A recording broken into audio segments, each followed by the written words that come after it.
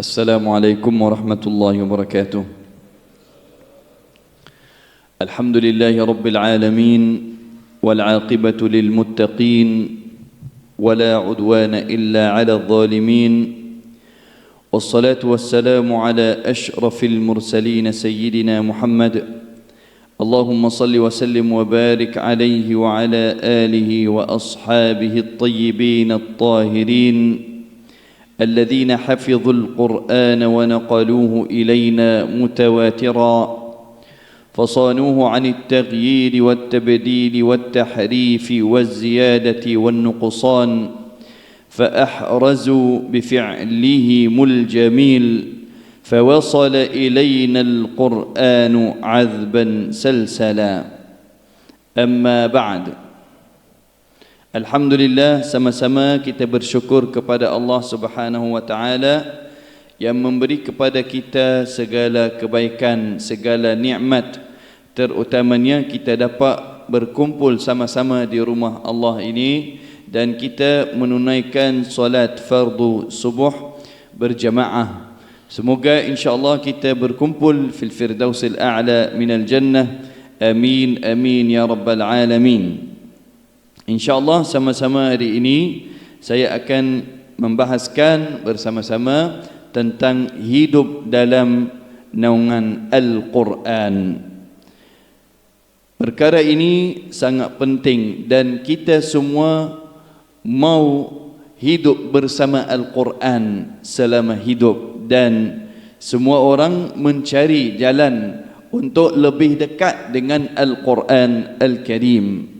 Dan Al-Quran sebenarnya bukan hanya kita membaca atau hanya kita membahas saja, tetapi Al-Quran ini harus kita amalkan dalam kehidupan kita dan harus kita sentiasa dekat dengan Al-Quran, kerana Allah Subhanahu wa taala turun Al-Quran kepada kita ini untuk memberi petunjuk dan hidayah. Jadi kalau ada orang jauh dari Al-Quran, memang akan melakukan banyak kesalahan dalam hidup tanpa sengaja. Jadi bila kita dekat dengan Al-Quran, kita cuba untuk lebih faham Al-Quran Al-Karim, cuba untuk amal apa yang kita faham dari Al-Quran ini dalam kehidupan. Al-aishu fi dhillil Quran la ya'ni faqat tilawatu ayatihi, bal ya'ni an nattakhidhahu marji'an wa masdaran lil hidayati fi kulli syu'uni hayatina. Maksudnya, kalau hidup dalam naungan Al-Quran ini bukan sekadar kita membaca Al-Quran setiap hari ataupun kita membahas Al-Quran saja, tetapi kita menjadikan Al-Quran ini rujukan kepada kita dan punca atau dasar petunjuk kita dalam kehidupan secara umum, dari segi akidah, dari segi ibadah, dari segi akhlak, dari segi semua apa yang kita amalkan setiap hari dalam kehidupan kita. Jadi kita menjadi Al-Quran depan mata kita. Jika ada sesuatu yang kita rasa akan melakukan yang jauh daripada kefahaman Al-Quran, bila kita ingat Al-Quran, kita akan berhenti atau kita akan undur daripada perkara-perkara yang tidak bagus, yang tidak sesuai dengan Al-Quran Al-Karim. Jadi apabila kita menjadi Al-Quran petunjuk kita dalam hidup, kita akan rasa Al-Quran ini lebih baik untuk kita hidup dan lebih senang untuk kita hidup, kerana banyak orang yang rasa tidak tenang apabila ada dua perkara yang dia mau melakukan. Adakah ini benar atau ini yang benar? Ataupun dia dengar nasihat-nasihat daripada orang dan dia tidak boleh menilaikan yang mana satu yang benar. Jadi jawapannya semua sudah ada dalam Al-Quran Al-Karim. Dan tentu kalau kita kurang pasti tentang maksud-maksud Al-Quran, kita tidak boleh buat keputusan sendiri. Harus rujukkan kepada orang yang lebih arif, orang yang lebih mengetahui tentang Al-Quran, supaya kita faham dengan kefahaman yang benar. Jadi itu sangat penting. Dan qala Ibnul Qayyim rahimahullah, Al-Qur'anu huwa syifa'ut tam min jami'il adwa' al-qalbiyyah wal badaniyah wa adwa'id dunya wal akhirah. Maknanya Al-Imam Ibnul Qayyim rahimahullah berkata, Al-Quran ini untuk sembuhkan keseluruhan. Jadi Allah Subhanahu wa taala berfirman dalam Al-Quran di surat Yunus ayat 57, Ya ayyuhan nasu qad ja'atkum maw'izatun min rabbikum wa shifaa'un lima fis sudur. Maksudnya, wahai orang beriman atau wahai manusia, telah datang kepada kalian mau'izah, ingatan, itu Al-Quran Al-Karim, min rabbikum wa shifa', dan sembuhkan hati kita. Jadi di sini syifa, sembuh, Al-Quran sembuh semua perkara, termasuk sembuhkan hati. Jadi maksudnya, kalau ada orang yang ada syak atau tidak yakin atau rasa ragu tentang apa-apa, bila dia membaca Al-Quran, bila dia faham tentang Al-Quran, akan ganti syak atau raibah, maknanya ragu itu, dengan rasa tenang, rasa beriman kepada Allah Subhanahu wa taala, dan percaya Al-Quran ini perkara yang bagus, yang kita boleh dapat kefahaman yang benar, dan kita mendapat jalan yang baik yang menuju ke syurga Allah Subhanahu wa taala. Jadi semua penyakit hati yang kita sudah tahu, ada orang ada penyakit hati yang dia ragu, ataupun ada penyakit hati yang dia rasa dia tidak ikhlas. Kemudian ada juga naudzubillah dengki, ada sombong dan lain-lain. Semua penyakit hati, bila kita membaca Al-Quran, akan hilang penyakit-penyakit itu. Dan selain daripada itu, ada penyakit hati juga seperti rasa sedih, rasa tidak tenang, rasa takut. Dan perkara ini memang akan hilang apabila kita hidup dalam naungan Al-Quran Al-Karim. Kita sentiasa ada Al-Quran depan mata. Apa-apa yang kita melakukan dalam hidup, kita rujuk kepada Al-Quran Al-Karim. Jadi seperti ayat yang saya sudah sebut tadi, kalau kita membaca Al-Quran, kita amalkan Al-Quran dalam kehidupan kita, kita akan hilangkan semua penyakit hati, dan ada beringkatnya sampai kita mendapat. Tetapi tetap semua orang akan ada sedikit-sedikit dari perkara yang saya sudah sebut tadi, tetapi apabila dia dekat dengan Al-Quran, akan hilang sebanyaknya insya-Allah. Kemudian yang kedua, syifa al-ajsad, menyembuhkan badan. Jadi kadang-kadang ada orang sakit, dan bila ruqyah, bila membaca Al-Quran, dengan izin Allah Subhanahu wa taala, Allah akan sembuhkan. Dan ini adalah orang yang betul-betul serah kepada Allah Subhanahu wa taala. Banyak kisah yang berlaku, ada orang yang ada penyakit tertentu, dan apabila dia baca Al-Quran, Allah sembuhkan. Tapi tidak tentu semua orang yang ada penyakit atau yang sakit akan sembuh dengan Al-Quran. Jadi ada banyak kisah yang orang memang sakit, ada sesuatu yang sakit, dan dia jumpa doktor, dan doktor cerita penyakit ini sekian sekian sekian.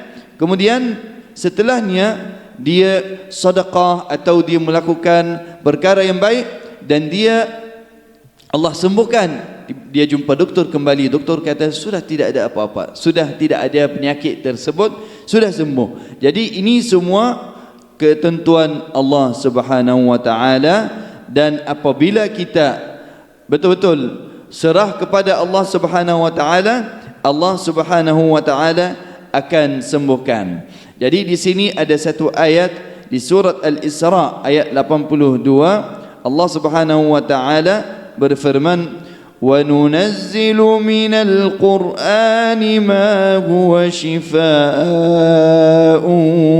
wa rahmatun lil mu'minin. Jadi Allah Subhanahu wa taala berfirman, wa nunazzil, Allah menurun dari Al-Quran, ma huwa shifa', maknanya apa yang Allah sembuhkan. Al-Quran ini akan sembuhkan dengan izin Allah, wa rahmah, dan memberi rahmat kepada orang beriman. Dan syifa' min adwa'i ad-dunya wal akhirah, sembuhan daripada perkara yang tidak bagus di dunia dan akhirat. Di dunia, bila kita dekat dengan Al-Quran, kita akan jauh daripada satu perkara yang memang kita semua tak mau perkara itu, kejahilan. Bila kita dekat dengan Al-Quran, kita akan ada pengetahuan. Kita tidak akan jadi minta maaf ada orang yang melakukan kesalahan dengan alasan kejahilan. Saya ini orang jahil, saya ini orang yang tidak ada ilmu, saya ini sebenarnya dia boleh mengetahui, boleh baca Al-Quran, boleh faham, boleh hadir tausiah-tausiah yang cerita tentang Al-Quran, tetapi dengan alasan saya jahil, saya tidak ada pengetahuan, jadi pengetahuan semua ada dalam Al-Quran. Tak semestinya kita mengetahui semua apa yang ada dalam Al-Quran. Sekurang-kurangnya kita mengetahui sebahagian yang kita perlu dalam hidup, yang kita perlu untuk menguatkan keimanan kita kepada Allah Subhanahu wa taala. Bila orang jauh dari Al-Quran, memang akan rasa kejahilan itu sangat tinggi. Jadi bila dekat dengan Al-Quran, akan ganti dengan sebaliknya pengetahuan dan rasa hidup ini bermakna, bukan hidup saja-saja. Dan bila minta maaf, kalau orang yang hidup dalam keadaan kejahilan dan melakukan kesalahan, jadi di akhirat dia akan dapat na'udzubillah neraka, kerana dia jauh daripada Allah, dia melakukan kesalahan-kesalahan yang mendekatkannya dengan neraka, na'udzubillahi min dzalik wa min azabillah, dan dari siksaan. Jadi Al-Quran akan membawa kita ke jalan yang selamat, tidak akan kena api neraka walaupun sesaat, tidak akan kena api neraka walaupun sesaat bila kita betul-betul amalkan Al-Quran dalam kehidupan kita. Dan itu adalah jalan yang paling selamat yang akan membawa kita kepada syurga fil firdausi al-a'la minal jannah. Amin amin ya rabbal alamin. Jadi ini Al-Quran. Bila kita hidup dalam naungan Al-Quran Al-Karim, kita akan dapat kesembuhan daripada penyakit qalbu, dari penyakit jasad, dari penyakit kefikiran dan lain-lain yang penyakit-penyakit yang tidak bagus untuk kita. Jadi apa kesannya kalau kita sudah dekat dengan Al-Quran Al-Karim? Itu perkara yang memang tidak ada orang yang akan merasai melainkan orang yang dekat dengan Al-Quran. Jadi yang pertama, kesan kita dekat dengan Al-Quran dalam hidup, kita akan rasa tenang hati. Dan apabila ada satu orang yang tidak baca, dia rasa sedih, rasa tidak tenang. Jadi dia tidak tahu kenapa tidak tenang. Apabila membaca Al-Quran, memang akan tenang. Jadi banyak dari manusia atau dari orang, banyak orang yang mencari tenang hati, tapi dia tidak tahu dengan Al-Quran boleh tenang hati, dengan Al-Quran boleh gembira. Allah Subhanahu wa taala ini, Allah Subhanahu wa taala sudah sebut dalam Al-Quran di surat Ar-Ra'd, ala bidzikrillahi tatma'innul qulub, ala bidzikrillahi tatma'innul qulub. Dengan zikir Allah, dengan membaca Al-Quran, dengan amalkan Al-Quran dalam kehidupan, Allah akan menenangkan hati kita. Kemudian tazkiyatun nafsi wa sumu al-akhlaq, menyucikan nafsu kita. Bila kita dekat dengan Al-Quran, jadi nafsu kita akan lebih mulia, lebih dekat dengan Allah Subhanahu wa taala. Bila sudah mulia, jadi hilang penyakit-penyakit yang kita tidak mau ada dalam kehidupan kita. Kemudian bila kita mendapat nafsu atau lebih mulia, maknanya kita akan ada kesabaran. Bila ada musibah atau ada ibtila atau ada ujian dari Allah Subhanahu wa taala, kita akan sabar. Tapi kalau orang yang tidak ada iman, tidak dekat dengan Al-Quran, jadi bila menghadapi ujian tidak sabar. Dia akan tanya-tanya, kenapa ujian ini datang kepada saya? Apa yang saya lakukan? Allah tidak mau saya, Allah tidak suka dengan saya, dan lain-lain. Dia akan suuzan. Jadinya bila orang yang beriman, yang dekat dengan Al-Quran, dia akan rasa tenang dan dia akan sabar bila menghadapi ujian. Dan kalau dia dapat perkara yang baik, dia akan syukur kepada Allah Subhanahu wa taala. Dia akan rasa syukur kepada Allah Subhanahu wa taala. Kemudian yang berikutnya, kesan yang ketiga, kesan Al-Quran dalam kehidupan kita, al-hidayah fis suluk wal qararat. Maknanya orang yang dekat dengan Al-Quran, nampak dia seperti ihdinas siratal mustaqim, dia dalam jalan lurus. Maknanya prinsip atau akhlak dia berbeza dengan orang, atau berbeza dengan orang yang jauh daripada Al-Quran. Keputusan-keputusan dia semua memang sesuai dengan Al-Quran dalam kehidupan. Kalau orang jauh dari Al-Quran, bila dia buat keputusan, kadang-kadang tak sesuai dengan Al-Quran, kerana dia tidak tahu. Jadi keputusan itu dia akan membawa ke jalan yang sesat, naudzubillah. Jadi itu adalah kesan kalau kita hidup dalam naungan Al-Quran Al-Karim, dapat keputusan yang baik yang sesuai dengan Al-Quran Al-Karim. Yang keempat, Allah akan memberi berkah di dalam masa kita dan berkah dalam rezeki. Bila orang dekat dengan Al-Quran, walaupun rezeki sedikit, tapi dia rasa macam banyak. Kalau rezeki tidak cukup, tapi dia rasa cukup. Itu adalah kesan daripada dia membaca Al-Quran atau dia amalkan Al-Quran dalam hidup. Kesan yang berikutnya, al-falah fid dunya wan najah fil akhirah. Dia akan dapat kejayaan. Sebenarnya ada orang yang fikir berjaya itu orang yang ada banyak wang, itu adalah orang yang berjaya. Orang yang ada banyak ilmu, orang yang itu lagi berjaya. Orang yang banyak harta, itu lagi berjaya. Sebenarnya berjaya ialah orang yang dapat hidayah, dan dapat lebih dekat dengan Allah Subhanahu wa taala, dan juga itu akan memberi kepadanya kejayaan dunia dan akhirat. Tentu kalau ada uang banyak, itu salah satu daripada kejayaan, ataupun ada harta, itu salah satu dari kejayaan. Tetapi kejayaan itu tidak akan lengkap melainkan dia dekat dengan Al-Quran. Banyak kita melihat orang yang ada harta, ada ilmu, ada kuasa, ada macam-macam, tetapi tidak tenang, kerana dia jauh dari Al-Quran, jauh dari jalan Allah Subhanahu wa taala.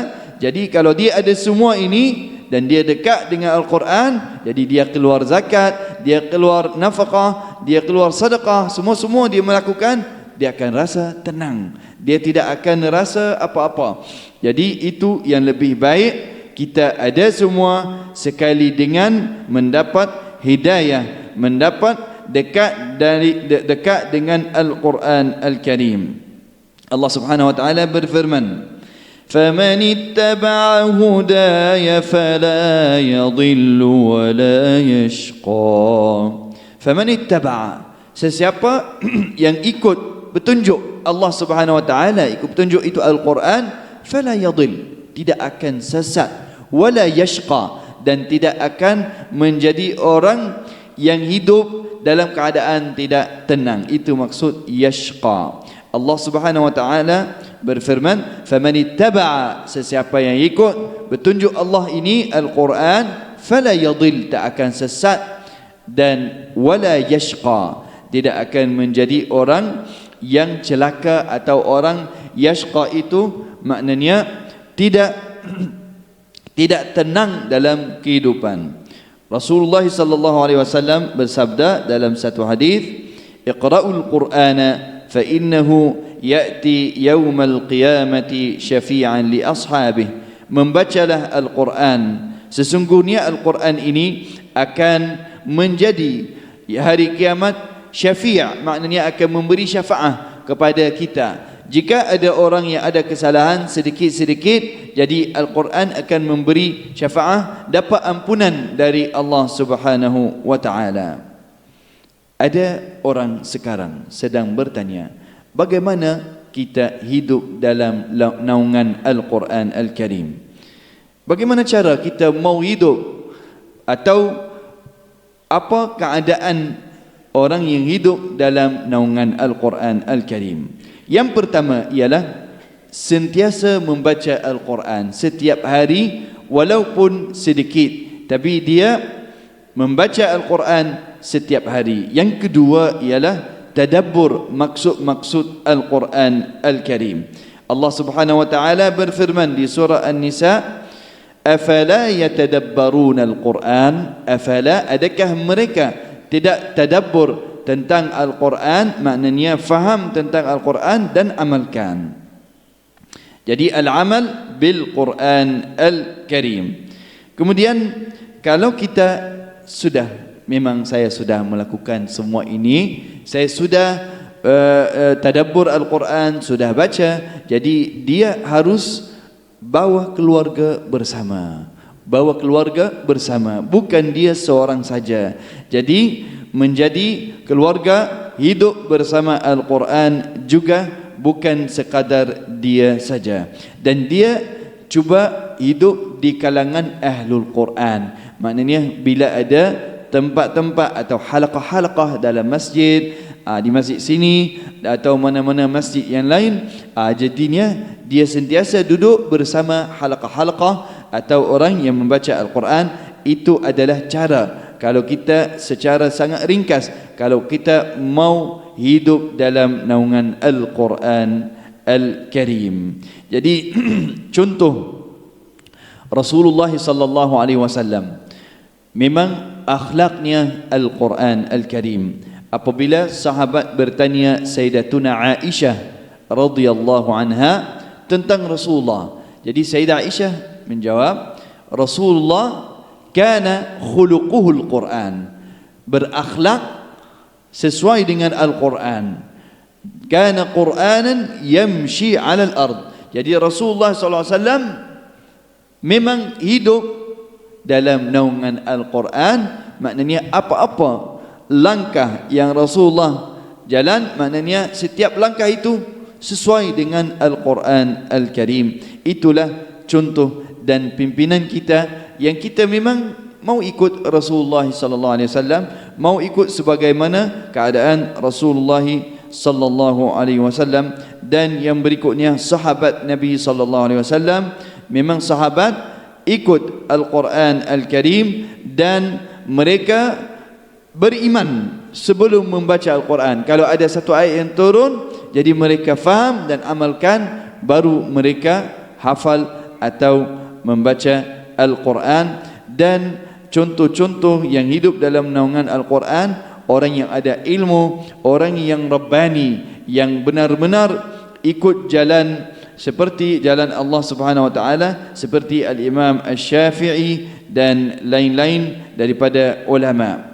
Jadi kesimpulan yang saya ingin sampaikan kepada semua pada pagi ini, Al-Quran laisa faqat lil-hifdh wa tilawah fil munasabat, bal huwa kitabu hayah, nur wa hidayah, dawa wa shifa. Jadi Al-Quran ini bukan sekadar untuk kita menghafal saja ataupun membaca saja dalam majlis-majlis seperti majlis kahwin atau majlis-majlis yang lain. Bukan sekadar itu saja. Al-Quran buku untuk kehidupan kita secara umum, bukan sekadar kita membaca masa tertentu saja. Kemudian Al-Quran ini cahaya dan petunjuk, dan akan memberi sembuhan kepada orang yang ada penyakit, dan akan mengekalkan orang yang tidak ada penyakit akan tetap tenang dan selamat dari semua penyakit-penyakit yang tidak bagus. Apa yang perlu kita melakukan supaya kita mendapat hidup dalam naungan Al-Quran? Jangan lupa membaca Al-Quran setiap hari. Tentu kita akan baca, kerana kalau kita solat memang kita akan baca Al-Quran.